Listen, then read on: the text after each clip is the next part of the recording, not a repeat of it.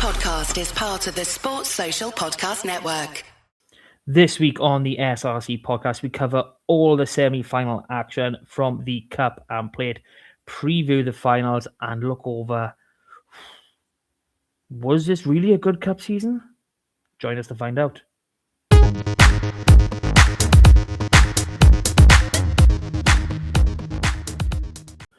Hello and welcome to this week's edition of the SRC podcast. Joining me, Big M, as always, the one and only Double R, Mr. Rob Reese. Good evening, my friend. How are we? Yeah, not too bad, mate. Not too bad. It's a late Wednesday night recording. Oh, yes, very late. We're already past 9:30. I'm very tired. Rob's very tired. Let's see how fast we can run through this. So, dealer's choice or... Yeah, go on. We'll start with the Plate.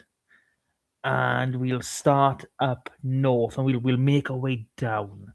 So, first semi-final in the inaugural SRC Plate semi-final, RGC at home to Bridgend, and a bit of a blowout. In the end, at least, we try to talk up Bridgend a bit.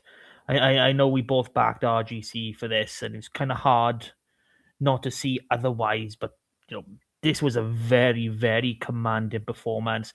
21-0 up at halftime, finished 42-5. Like, they had an answer for everything Bridgend threw at them, and we know how good RGC are at attack, especially on those fast pitches and obviously their home ground. Yeah, I was a bit disappointed it wasn't a little bit closer. I sort of saw RGC getting away with it a little bit. I said Parry gets a couple of tries. He's looking really good this season, I'll be honest. So Sam Jones grabbed a couple. And it just, when you blitz into 21-0, all of a sudden it's like, whoa, hang on, what's happening? Let's calm this down. And you struggle to calm RGC down when you're up at their place. They play with such that sort of raw edge of they don't know what they're going to do next. Never mind how you're going to know what they're going to do. And Bridgend just couldn't build off it. And I feel that they'll be a bit disappointed that they haven't structured it a bit better, that they've allowed them to just eke that lead out. And it's a consolation score at that. They missed the conversion, which already means you're still 3 scores behind. And you're going, well, you got to get four tries for their 3 straight away, just to lead that game as a result of a misconversion, which in itself says the value of somebody like Billy McBride, who not only leads the attack for them to score those great tries, but nails those extra points, those crucial points. And then it just felt like you think, they missed the conversion, comeback's not on, and they pull away again. And RGC went down to 14 men at one stage in this, and still managed to score that up to 35 points, and then kicked on and got more from there. So, really bad day at the office for Bridgend. I just feel for RGC that they've moved the Plate final to a neutral ground, which means they have to travel all the way south, despite being, I'll be honest, by far the best side left in the Plate. Yeah, I mean, we'll come on to the venue and some of the decisions regarding the Cup later on. But overall, this is just a very clinical RGC. 6 from 6 conversions for Billy McBride. We'll look at the top scorers in a little bit, but he's had 3 starts and 1 bench appearance. He completely missed the Cardiff win, which was 34-5 if I'm remembering right, and it was like 14 points on that from kicks. He well up there when we have a look in a bit. They are looking very, very dangerous, and one thing RGC have always seemed to have done is they keep to a very low number squad, around 30, maybe 35 players. They have their core and they don't shift from that much. And we're seeing some really, really great performances out of them right now. I'm really hoping it'll kick on after the final and to this last block of league fixtures because it's going to be very intense and very interesting how the table actually ends up, because those bottom 5 spaces is Christ. Anyone can bounce anywhere. It's going to be absolutely intense. So we fly all the way down to Swansea. No, Dunvan. No, Gawatan. Gawatan for the other semi-final, which saw Swansea RFC hosting Carmarthen Quins. This fixture already been played in the league, of course, with Quins coming out 17-14 on top at Dunvant on that occasion. This time, slightly different, and depending on whose account you're going off, Carmarthen Quins lost both their halfbacks. Well, at least one of them in the first 10 minutes, and probably both within the opening 20. And we've already spoken about the state of Carmarthen and their halfbacks. Like, quite literally, you got one with the Scarlets, one out injured. Basically, the utility player in Evan Davis, who was at 10, he's now gone off. And you've got a 9/10 in Bowen Clark. I think he's only 19-20 coming off the bench to play that role. They've also only got really 2 established scrum halves in Rodri Davis and Rodri Lewis. I don't think we've seen Rodri Davis. Might have seen him in 1 or 2 fixtures at the start of the season, but we really haven't seen him. Rodri Lewis goes off really early, and that ends up with Jack Howell, a 13 normally moving into 9. So it was an uphill job, more or less halfway through that first half. But fair play to Quins. They really fought hard. They stuck at it. Sean Evans getting them a try, keeping it close, 7-5 at half time. Really don't know which way this is going to go, but inevitably, not having that sort of control told, and a Matt Prothero hat trick led Swansea to a 21-5 victory. Yeah, you can just see where the injuries have cost Quins, not just in terms of this game, but across the cup and how they've grown the injury list since they started. Going in at 7-5 down, like I said, it's anyone's game. Quins like it tight. I've always said this season. Their best wins have come when it's a tight game. And I mentioned it last week. I think Swansea's biggest opportunity was the back row battle and those big stars playing well. You depending on who their allocation was going to be. And players like Matt Prothero was playing with the Ospreys, just a couple of seasons ago. Really good player. And ultimately his class has shone through. But when you lose those key positional players early doors, it's not just the change of position and all of that it brings. You've then got boys playing far earlier than they expected. And from a fitness perspective, I've mentioned this before, I don't think Quins are anywhere near the fittest side in the league. I think that is one thing they need to work on massively. When you look at them compared to the other sides that fill those top 4 or 5 spots, and especially when you lose your starting players and boys are coming off the bench to play 60, 70 minutes, they've still got to be able to play that amount of time. And I think you can see that where the youngsters are coming through, maybe not adjusted to senior rugby, just that extra bit of pace, that extra bit of physicality at this level wears you out to cross that hour mark, where normally you'd be good for 80 plus minutes in a lower league. Yeah. Now, not quite as long as that, but we did get a debutant for Quins in this game. 18-year-old Hudson Nevin, loose head prop, still in school. He's actually with Wales 20s as well. He came on for the last 10 minutes, which I'm just telling you the state of, some of the injuries Quins are that they basically using a schoolboy in the front row. Like, don't get me wrong, this kid is a beast. He is an animal. He's like 6'2", so he's over 100. He's the WU got him down as 113 kilos. I've spoken to his old man. He's a few kilos over now since measurement was taken. So he's a big boy. Physically, he coped. He had a couple of scrums done well to the lad. So shout out to Hudson Nevin. He is definitely one we're going to be hearing about in the future. But overall, I think the final try for Prothero was an intercept. So, obviously the element of luck and the reading in that. and obviously desperation for Quinn's trying to make something happen.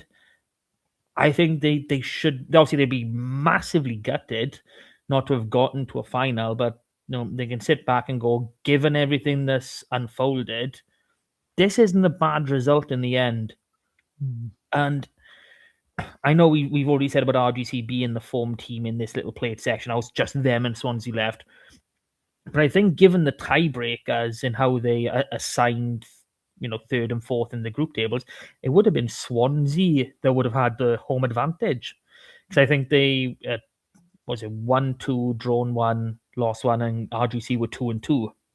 So it's the fixtures played into their hands for Swansea really, because they played Llandovery, but then had the Ebervale game called off, and it's just like that's where it goes. I think the reason they probably had to play this at a neutral venue, if I'm being honest, it was left late, and that's why there's no TV coverage, along with the fact that Whisper are tied up with Six Nations coverage. But I think the reason that they're just chucking it both at the Arms Park late is the Cardiff are already out. They have been for a while. They have been for over a week, or basically 2 weeks. So they knew they had a ground there. They have the capability of it. And I'll be honest, I think they just didn't want the noise of saying, oh yeah, we'll do home advantage. And then you got Llandovery in, basically top in the cup, and everyone's going, hang on a minute. They had to have 2 points off Ebervale. You got Swansea RGC.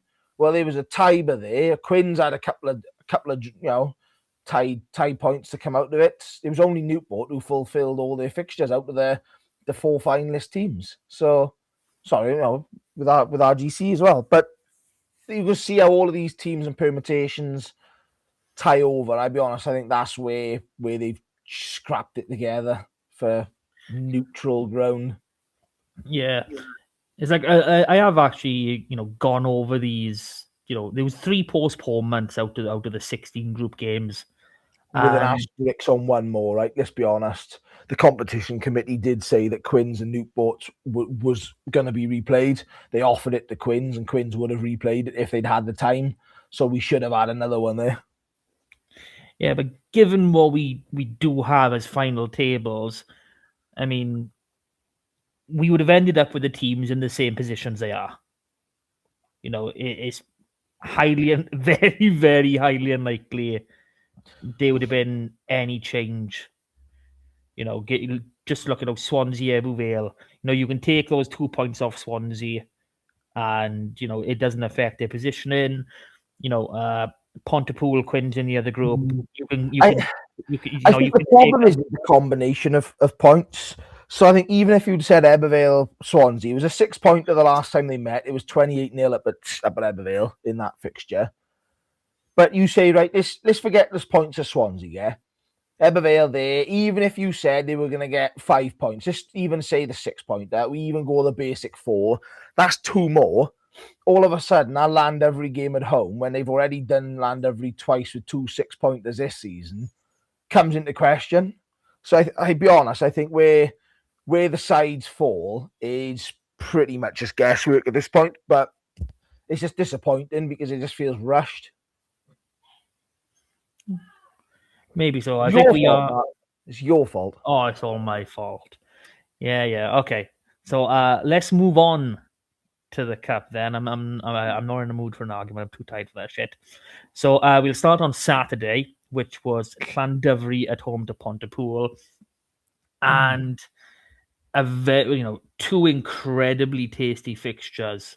This cup semi-finals have thrown up at us. Regardless how we've come to it, they've given us 2 absolutely belting games. It's a shame that none of them have been covered. So, obviously Llandovery at home against Pontypool. Pontypool come out all firing. They're really up for it. They're banging down the door. And, they go 10-7 up at halftime, which, you're at Church Bank. That's brilliant. End of. Obviously, Llandovery come out second half. It turns into a little bit of the Johan Hughes show, and quite a few. What was it? 4 penalties. A converted try himself. It was 23-24 in Pontypool's favour going towards the end, but it was a penalty from Johan Hughes right to the death that stole it. We've spoken about how vital these halfbacks are for Llandovery. Johan Hughes scoring 21 of Quinn's drove us 26 points is absolutely amazing. And in a semi-final, it's a crunch game. It's win or you're out. That's it. Shit or bust. Yeah. So he has pulled that one completely out of the bag for Drovers because 23-10 they were plain sailing, they were happy, and I don't know quite where they come from, but tries from Ewan Rosser and Hugh Anderson, really rapid fire. I think it's like 65 plus minutes when the first one came, and they Yeah. just flipped the game completely on its head because it looked for all money like London were walking it at that point. Yeah, it's a bit of a weird one. So Morgan Lloyd misses out on the start. It doesn't come in. I think straight away that's a big blow. The lineouts were really poor from Pontypool. They were just quite sloppy, making a lot of mistakes and forced errors in that first half, and especially the second 20 minutes. Their kicking game was really poor. Harry Ford comes on, absolutely changes the game. He's taking it up to the line. All of a sudden, Pontypool are on the offensive, nothing really to lose. The kicking game improves. And I just think that they're in that position actually that again, their forwards are starting to front up. They've got a couple of key men in that front row down from the Dragons. Scott Matthews, Morgan Allen, again, really, really good. It's just that line out. If Pontypool sort that line out, I honestly think they win. And there's complaints about the ref, but it's interesting because I've spoken to people independently. I've spoken to people at Pontypool and I've spoken to people at Llandovery, and they've both come to the consensus that Ben Connor was shit, which says all you need to know about the game and how it was officiated. That both sides felt that they were being harshly done by, for starters, which just sums it up. But it's just sloppy from Pooler at the end. You can see that Llandovery hitting them with that quick attack. That Lee Riccio and Johan Hughes combination. We've mentioned it before. That's what makes Llandovery tick. And the reason they've been pinged late on inside their 22, right in front of the posts, is for not rolling away. The reason you don't roll away is because you're under fucking pressure. So you have that clean break. Oh, hang on. We haven't got a defensive line here. We can't afford to, hang on, I've just been pinged. So whether people think it's harsh or not, that's born at the pressure and ball speed, which again just comes back to Llandovery love playing on the edge. They're keeping our ball alive. And your players then, like your Scott Matthews, your Morgan Allen, whilst they're very good with ball in hand, struggling to get that slow ruck speed, and it forces the penalty from there. So Pontypool will have a lot of positives out of this, a lot of positives. Like you said, Church Bank is not an easy place to go. They've really competed. They've competed for 80 minutes. Probably about a 20-minute spell in our first half has cost them this game, and some line-outs basics. But yeah, overall, Chief is going to be really pleased with the progress his team has made.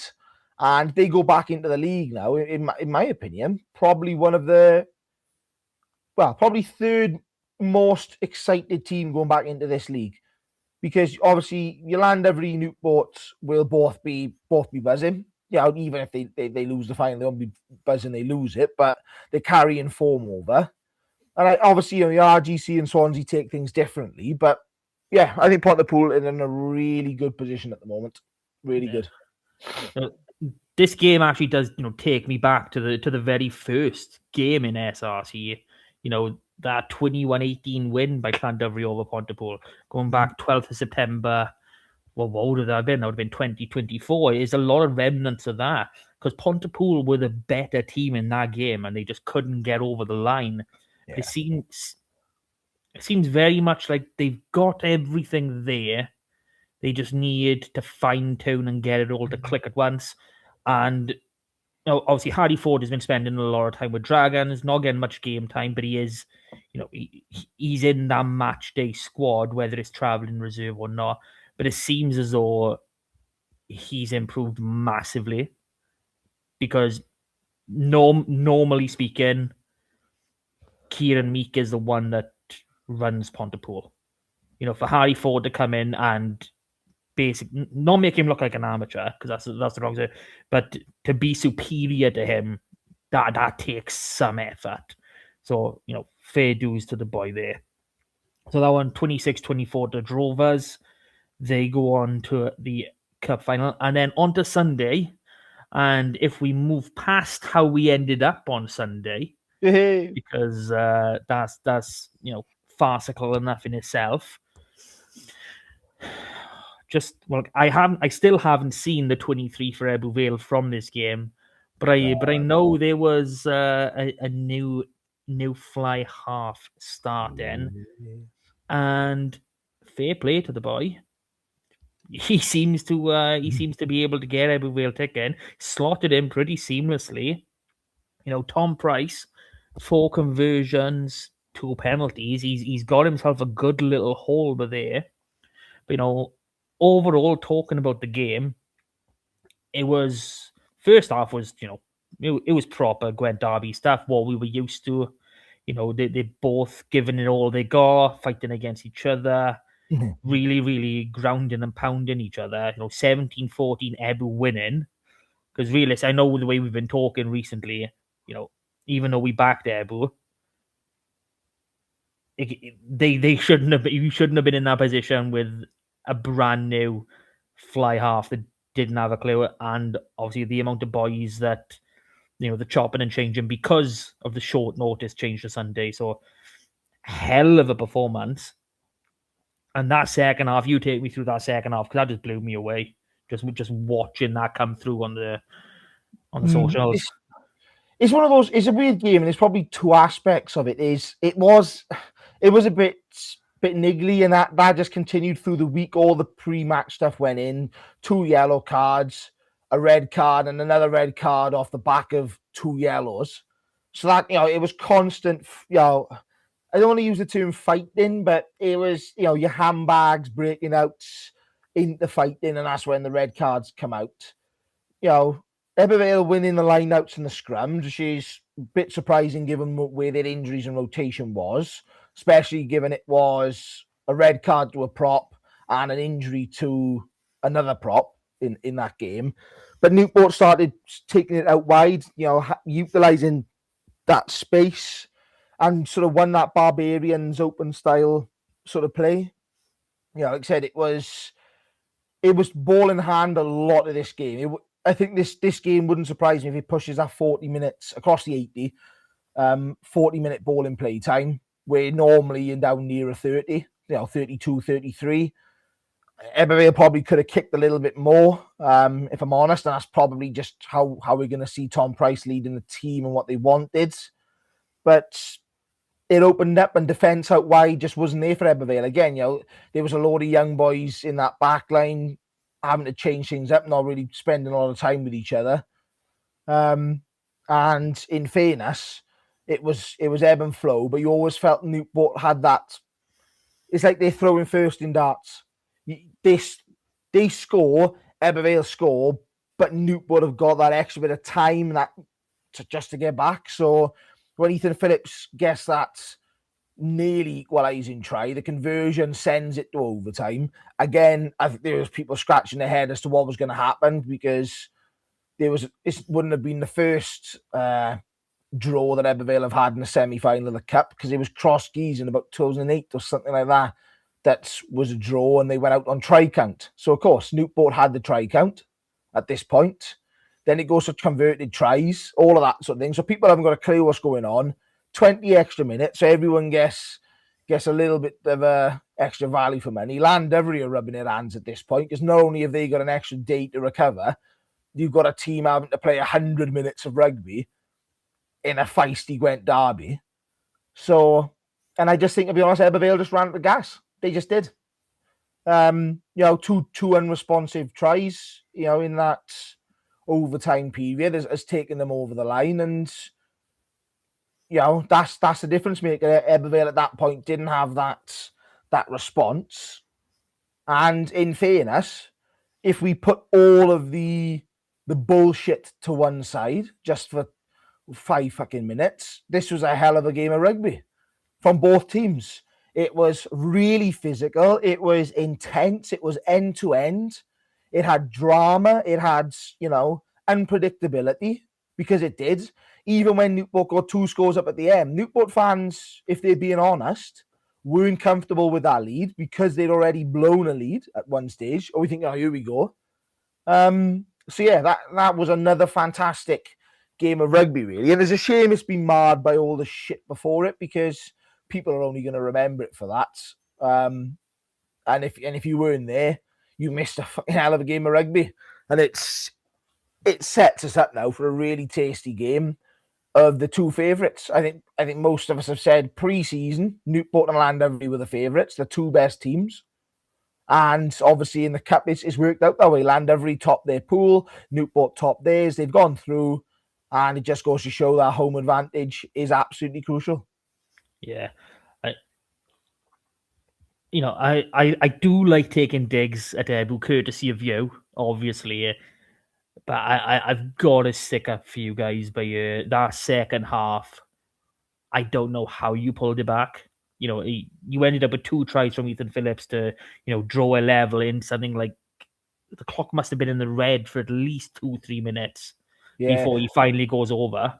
Yeah, And it's one of those ones. I think everyone's up in arms around the timings because Newport always do their timings based off kickoff. They don't do a stop clock. So Newport's Twitter is like 80 plus 9 or something ridiculous. 12, I think it was. Yeah, 80 plus 12. And it's like, no, he hasn't played 12 minutes of added time. The referee's not been a wanker here. Like, he's not just playing on. That's just the added time because he stopped his watch and Newport Twitter haven't.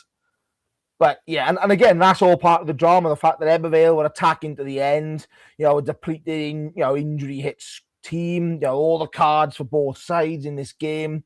And you're going, here we go, crashes over, and you still need a conversion. At that point, it's shit or bust. You miss that conversion as Tom Price.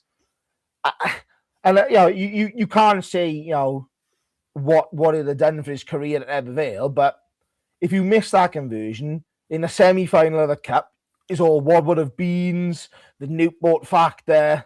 It can mentally finish you off. So for him to hit that, to take us to extra time, it just really finished off a great 80 minutes of rugby. And like you said, that little bit of a comeback just to spice it up. Banging. So we have got our finalists. That was all the games that was played on this past weekend. So, like, share, subscribe, do your thing. You know what we're after. Nearly at 500 followers on X, Martin. We flying up the last couple of days. Ooh. Yeah. Flying. So before we do get into this very, very tasty cup and plate final, the league is kicking back off with some of the postponed fixtures getting a chance now in these next fortnight to bring us all back level before we get our first round proper. So first game up, we've got Aberavon at home against Cardiff. And quite honestly, I overall, I do think Cardiff will pack too much. They're probably going to resort now back to their usual squad because the same as what they did last year. They brought in quite a lot of under-18s, first-year senior rugby players and just let them have fun in the cup, essentially. But now we're back in the league. I think they're going to be hitting it off straight away. They're going to want that win, especially knowing how precarious their positions are. And Aberavon, they, like you said, they've given themselves a very, very good showing in the cup, but ultimately they've come away with next to nothing to show for it.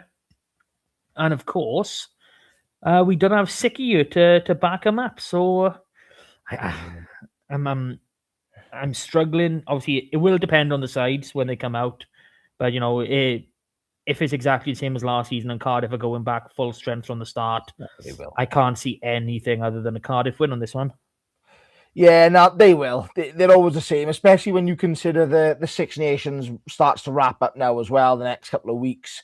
Cardiff then start getting under 20s back. The seniors file in back into the senior squads.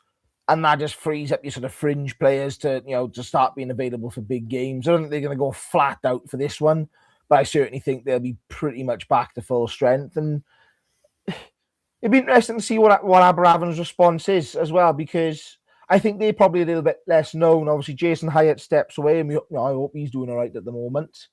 Bit of a new, I say new regime, is the same sort of setup minus Jason. But they've had obviously a bit of extended time off now.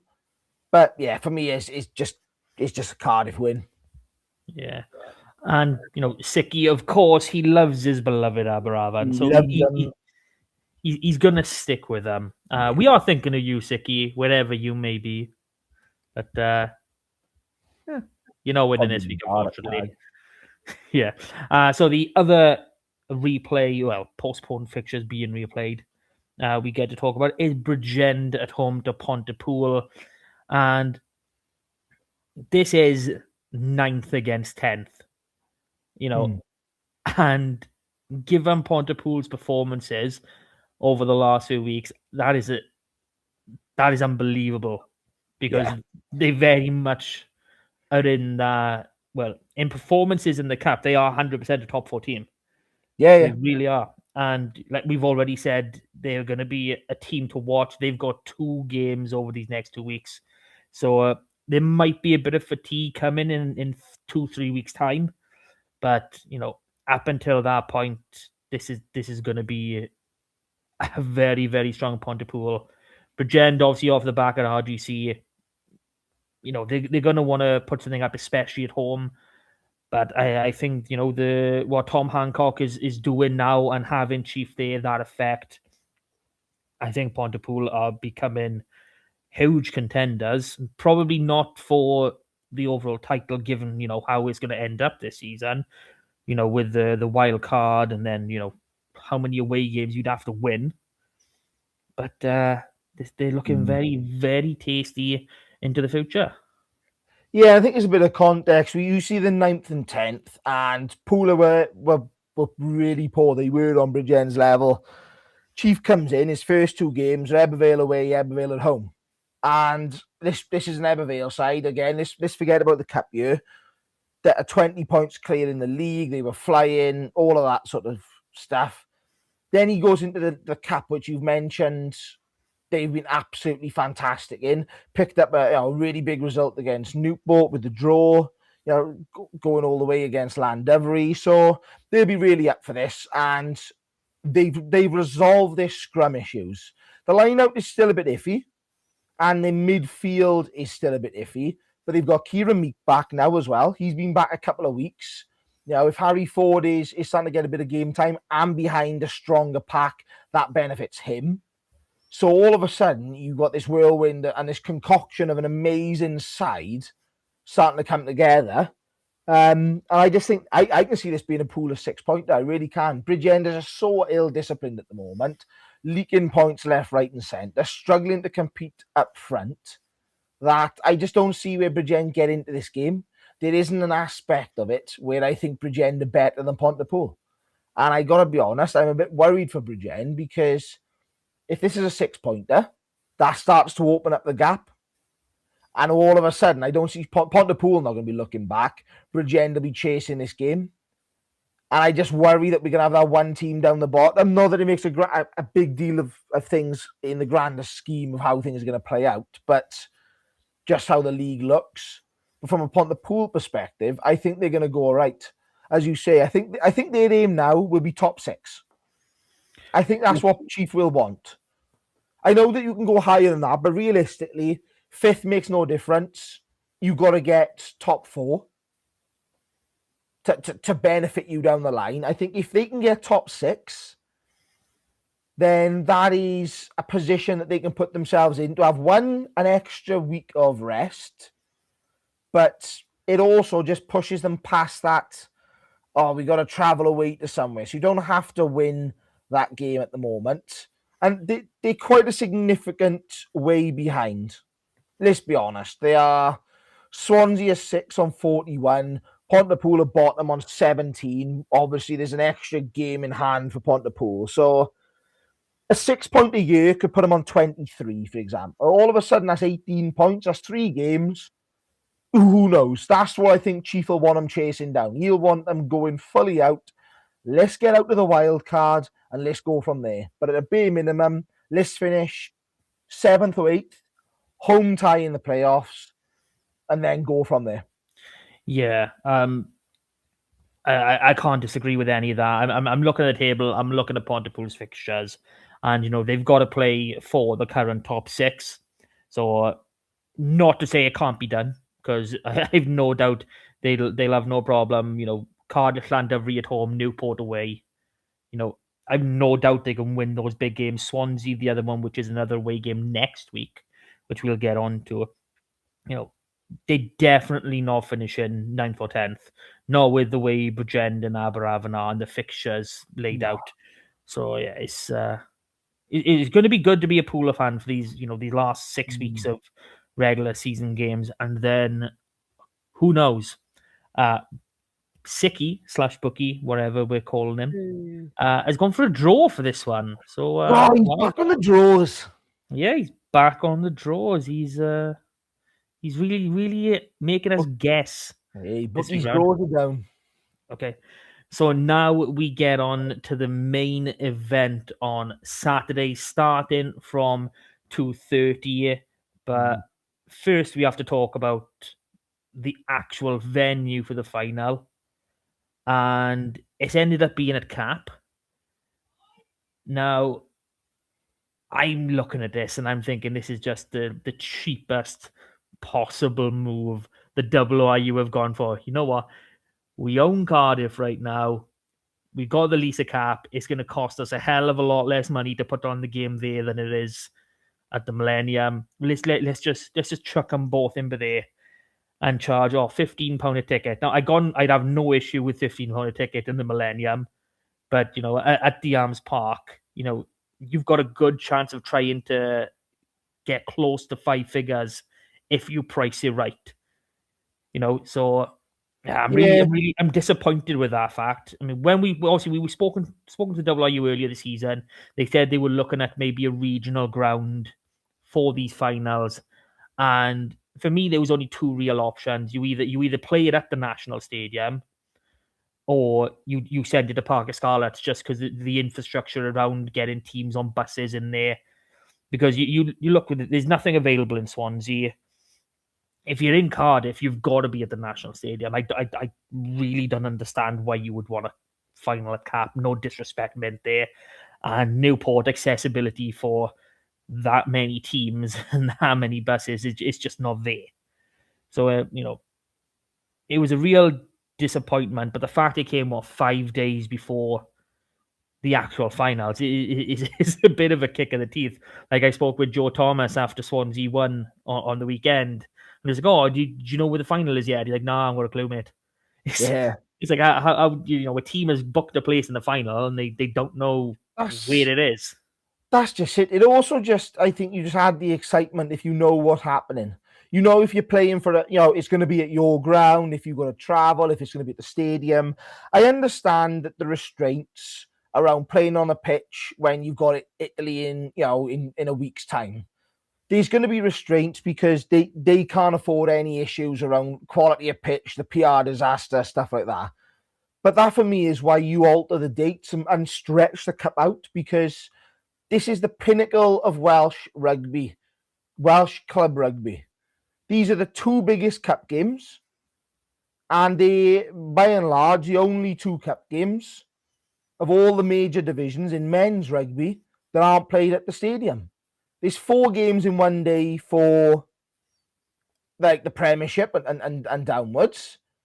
You've gone for a double header. I totally agree with you. £15.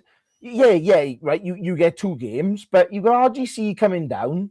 Like, they're not going to bring a ridiculously big crowd for a plate during the Six Nations, but you've got people in because Wales have played on the Friday night, so people are already down. £10 a ticket, concessions for a fiver, under 16s for free. Like, let's just market this a little bit better. There's no live broadcast either, so there's neither game will be televised in any shape or form. It's not on Click, it's not on YouTube, it won't be rerun in full. There's cameras there to basically run the highlight show, which is very late at night on, and I don't mean this disrespectfully to SRC, a channel that is not huge, it's not what the big ones. It's not like you're gonna, oh, this is BBC and there's people from all over the UK going, oh, what's this Super Rugby Cymru? You know what I mean? So it's just been marketed really poorly. It's just the timing of everything. It just doesn't line up, and again, it just feels like a bit of a throwaway competition. The WRU may well care about this, and they're doing a lot of good work around the SRC, both the league, the playoffs, and the cup itself. But everything around the cancelled fixtures, the issues, the noise that the cup has generated in negative terms, it's nothing to do with the union, but that will generate negative PR. You have to nail this. And unfortunately, whilst I think that the Arms Park is probably one of the better venues to hold it at for accessibility, you know, trains down, it's relatively easy off the M4 corridor for Colwyn Bay fans. Swansea's an hour in on the train. Llandovery, all right, they in the arse end of nowhere unless you play it in Llandovery anyway. Newport's 15 minutes on a train. But as you said, let's get big 5,000 plus people here. The biggest crowd officially last season was just over 4,000 people across, you know, the SRC competitions. So let's try and beat that. That should be. It's not a KPI because, you know, no one's working. You know, it's not a contracted out, but that's what they should be looking at. Let's beat that. How do we beat that? Let's make this an event. You know, let's get, you know, S4C coverage there, a bit of a, you know, live broadcast, you know, pushing it through. Like, they could do so much with a double header. Like, we've been big supporters of the plate competition, but like, you look at that cup competition, it's 5:30, right? That's fine, but there's no coverage about it. It's silent. You're playing it on a Welsh rugby weekend, so 300,000, 400,000 people only cared about one result, the one this Friday night. And there's so much apathy around that when Wales get fucking tanked in Dublin, no one's interested in going out and having another night on the beer and having an all day because they just don't know is there. Yeah. I mean, I want to compound all the negativity now just so we can focus on the actual finals and be positive. You know, facts are this season there's been 7 rounds of cup fixtures spread over 7 weeks. Last year there was 6 rounds of cup action spread over 9 weeks. And that tells you all you need to know straight away. They haven't planned for anything possibly, you know, going wrong. And I'm going to quickly divulge back in to last season's because I think it actually went perfect last year. There wasn't a single postponed game. Mm. I think that lulled them into a false sense of security when they've gone, oh, we've had 3 dodgy weeks by year where, you know, we could have been doing something else. And obviously the season's, you know, the final is 2 weeks earlier. Obviously the extra rounders pushed the 3-week gap. Obviously, and the actual season is finishing a good few weeks earlier as well. So it just seems that in terms of planning, they've taken a massive backward step. And I don't understand how they've come to these sorts of decisions. But, you know, it is something that needs resolving straight away.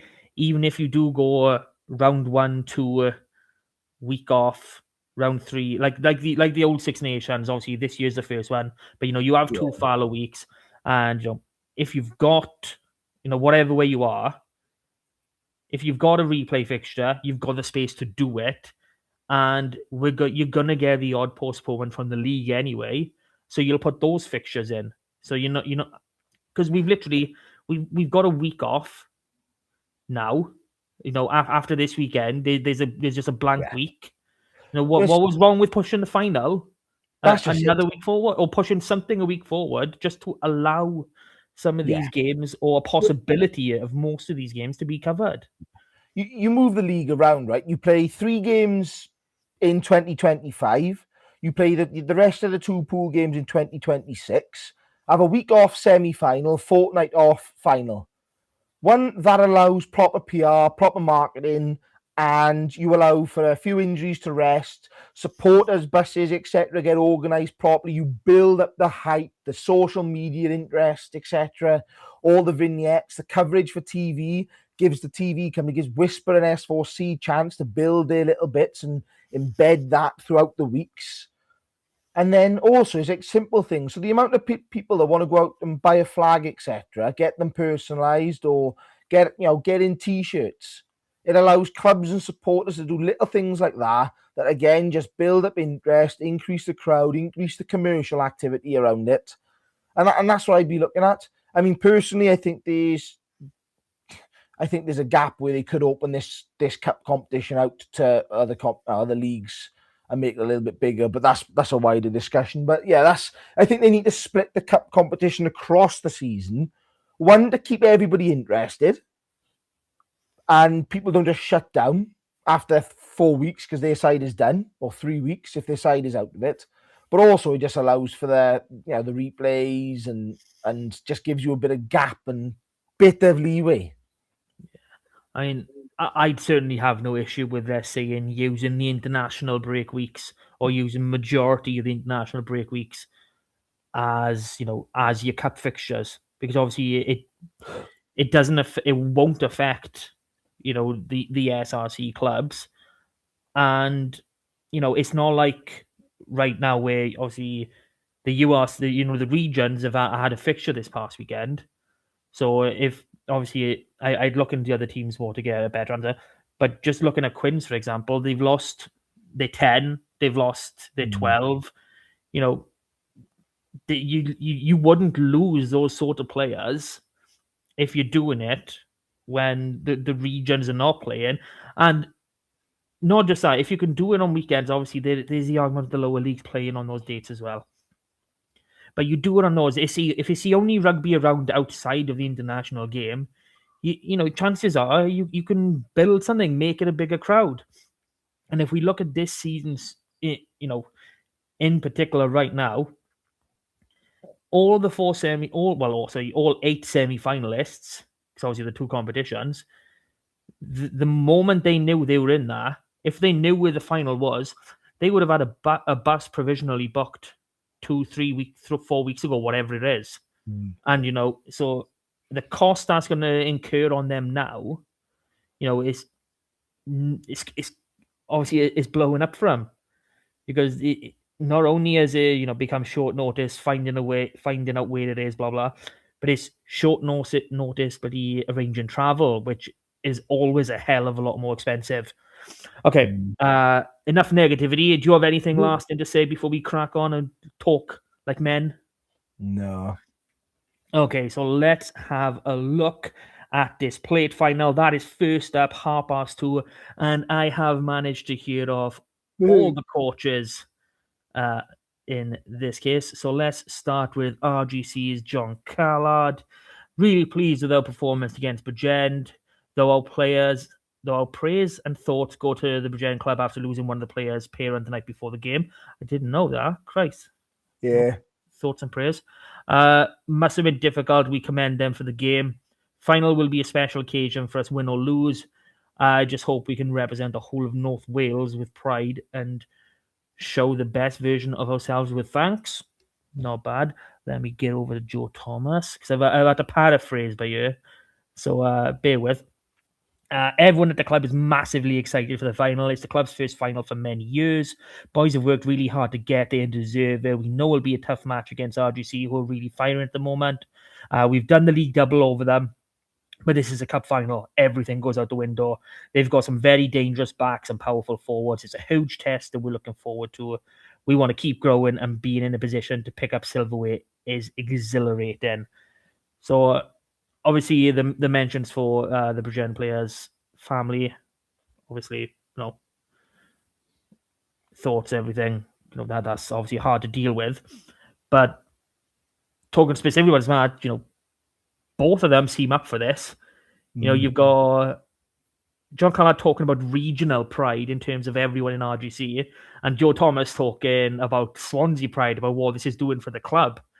So this is going to be a huge game. This is going to be intense. And I really want Swansea to win this just because they beat Quins in the semi-final, and I don't like saying I lost the losers. So that's my reason. That's why I want Swansea to win it. Do I think Swansea will win it? I can't. It's RGC are just firing too hard for me at the minute. They're on a service they like. They're at the venue that I think they won there this season. I think they might have won there last season as well. So, they're very, very comfortable at Cap. And Christ, with the man of the moment, Billy McBride. If I let me get up the top scorers, because this is something really interesting as well. So, of the 4 finalists, 4 of their 10, all of their 10s are in the top 5 of the top point scorers. So you've got Jack Lloyd on 47, Johan Hughes and Billy McBride on 44, and then Josh Phillips tied in 4th on 26.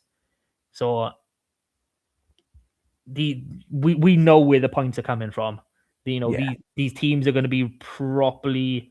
You probably not so much Swansea, but when you've played 5 games and your 10s are all pushing 50 points, that's they're the they're the decision makers in the game. Those are the decisive kicks that will make the difference. So we've spoken about Swansea last week. We know how dangerous their pack will be, especially their back 5 forwards at the ruck, just basically pilfering ball, causing problems. Can they do enough to stop this RGC getting ahead before they even start? I don't know. I think they sort of start the play into each other's hands. I think Swansea like to play a bit more of an expansive game plan. And I think they're going to enjoy disrupting. But like you said, I just got a feeling RGC are on that bit of a hit. They really are in good form. They're not fearing anybody. It's a surface they're used to, and that'll suit their counter-attacking, attacking from deep sort of, we'll go from anywhere sort of style. But I think it'll be a good competition. I think it'll be a high-scoring affair as well. So yeah, it's for me is RGC, and I'll be honest, I'm looking forward to RGC if they can try and win it. I don't mind who wins this one, I'll be honest, but I think RGC deserve it because they've been shaping such a good performances, good style of rugby, is easy on the eye, and they've been getting good crowds as well, and that's something that I think you should reward people for, ultimately. So yeah, I think RGC is going to do this one. But what's Sicky said about this one? Well, Sicky has actually said "fuck the North," and he's gone for Swansea. So, I mean, I don't know. I don't know why he's come out with that, but I thought he was a bit harsh personally. But it's his words. I'm surprised he's gone with Swansea being an Amraven supporter, but he's in his Australian mood at the minute. Oh, let's stick together. Let's go pull an EGM and stuff. Okay, so we've played the plate final. That's done and dusted. We're now an hour away from kickoff. We're approaching 5:30 on Saturday. Llandovery and Newport walk onto that field. I can't explain how excited I am for this game, and I'd be boiling over the top if it was on TV, because it's going to be an amazing game to watch. Just because we know for the past few years, even though Llandovery didn't make the league final, Newport, a few years before that, were making finals regularly. They play the best all-round rugby in this league. They are 1 and 2. Their forwards can match with anyone. Their backs can match with anyone. And like you said earlier, this is just an absolutely beautiful turnout. So let's get on to coach's comments. Who do we start with? Euros is closest on my list. So delighted to be in the final once again. The competition has that classic Carabao Cup feel. Earlier rounds give teams a chance to rotate, mix things up. But as you reach a latter stage, it's clear how much it means, with sides fielding strong lineups to lift the trophy. We're expecting a tough challenge against Newport, and we're looking forward to what should be a fantastic game. Down now to Ty Morris with a long one, as always. Very proud to have reached another final. Sunday was an epic physical contest and went to extra time, became a real war of attrition. Couldn't be proud of the way the players dug in, even going down to 13 men to overcome an excellent, resilient Ebbw Vale. Focus now shifts to Llandovery, who also came through a tough semi against Pontypool. Having faced Drovers in several finals over recent seasons, we know exactly what they bring. Very well coached team with threats right across the park. This week we've spoken about how we're starting to find our flow, really reinforce our DNA, imposing our game on opponents. Recovery will be key for the players after such a demanding battle. You've already pointed that one out, Rob. They'll need to go back to the well again if we're to get the job done this weekend. Promises to be a proper arm wrestle with both sides well matched in every area. Saturday doubleheader makes it even better. Great occasion for supporters to enjoy a full day of top-class rugby. Really looking forward to the battle on Saturday. And I think you hit the nail on the head earlier. How big is that 1 day removed and 100 minutes of rugby going to be? Because it's not just the physical aspect, it's the emotional aspect. You know, winning a derby in a semi-final, winning a derby in a semi-final after extra time, that really gives you a huge hit of emotions. Can you replicate that 6 days later? Yeah, that's probably going to be a bit of a difficult one in terms of how they try to manage it. The league is easier when you win the league because that's your season done. You know, they won it last year. They obviously didn't have any games to play after it, went on tour to Texas and then struggled to start the season. But I don't think that's carrying, the emotion with them too much. It'll play a little bit, but I think they're professional enough and a good enough team to carry it over. I think they got a strong Dragons allocation, which aids all of that as well. I think there's one key area, and I got to be honest, it's the line out, because Newport struggled at the line out at the weekend. It's got them out of many a holes this season, though. So it's not like their line out is a weak point. But Llandovery have started, and it's very interesting to see if they do it against Newport. But very early doors, they start jumping across. They did it against Pontypool. They've done it against Ebbw Vale. And it takes quite a long time to adjust when you have a team illegally moving across the gap. And I'm very interested to see if that's one picked up, but also how Newport managed that. They got some very senior players in that pack. You know, your players like your Josh Skinner, your Ben Roach, Henry Palmer, all throughout that line out, are going to be experienced to deal with things like that. And I think this is going to be a very close game. I do think Llandovery have just got a little bit too much at the moment, maybe that little bit of experience. And I just feel that Llandovery are the side. They've got to try and win something this season. And that sounds ridiculous, but it's an end of an era season. You get that feeling, obviously Lee Reese has already announced that he's off. You get a feeling that probably three to five players in that sort of 32 to 34 age bracket, of which they have half a dozen, will also retire at the end of the season, given either a drop off in performances or the time is right. And I feel that this is it's not a certainty of silverware, right? But this is like the nailed on, all right, the league, I mean, they're 20 points away, that's a long way and a lot of rugby away. Take your opportunity at silverware while you can. So for me, it's a Llandovery win, but not by much. Yeah. I'm 100% with you there. I do think it's going to be a Drovers win, and I really wouldn't be surprised this year by 1, 2, or 3 points. I really wouldn't. A one-score game would probably do it justice. Now, you've spoken about Newport and having a good allocation, and Drovers have gone the absolute opposite. You know, they've gone through most of the season playing with an excess of 5, 6, 7. You know, I think I saw 9 boys in the 23 at one point. It was 10 at one point, yeah. That's the one. They only had one, allocated player in Tian Sparrow in the entire 23, and he was on the bench. They really have reverted to, the boys that they've had all along. There are some injury issues. I mean, outside Berry and Watkins, we had a new boy in Iron Morgan step up on the weekend. We also had Dino Dallavalle playing as replacement loosehead, which was quite a surprise. There are some issues there in terms of the strength of the bench. Especially that front five. Really more than we haven't seen Chris Long in a ridiculous amount of time.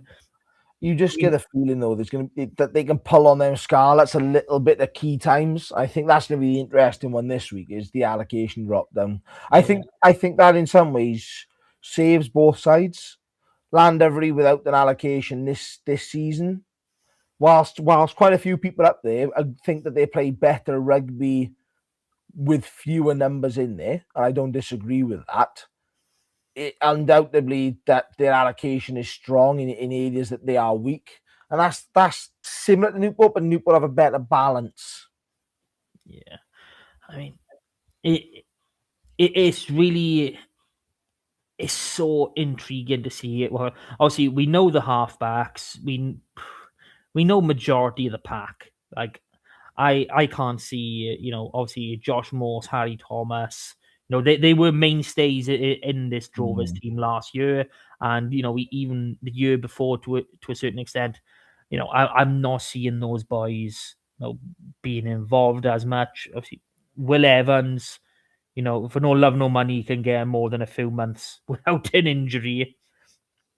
And if we're looking on strength of actual squad, I do think Newport are slightly edging it right now in terms of, if you're looking at strength of 23, strength of 15 is probably in Llandovery's favour, ever so slightly.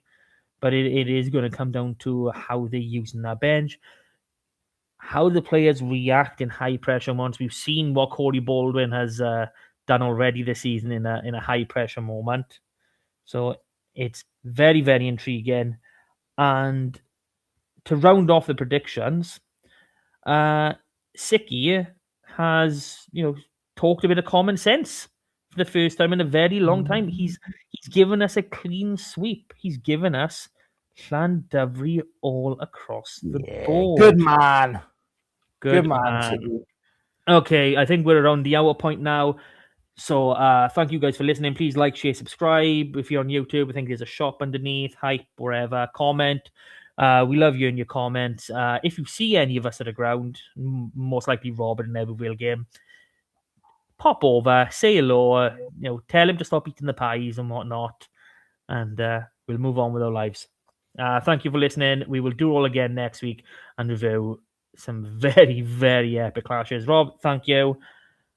Good night, everyone. Super.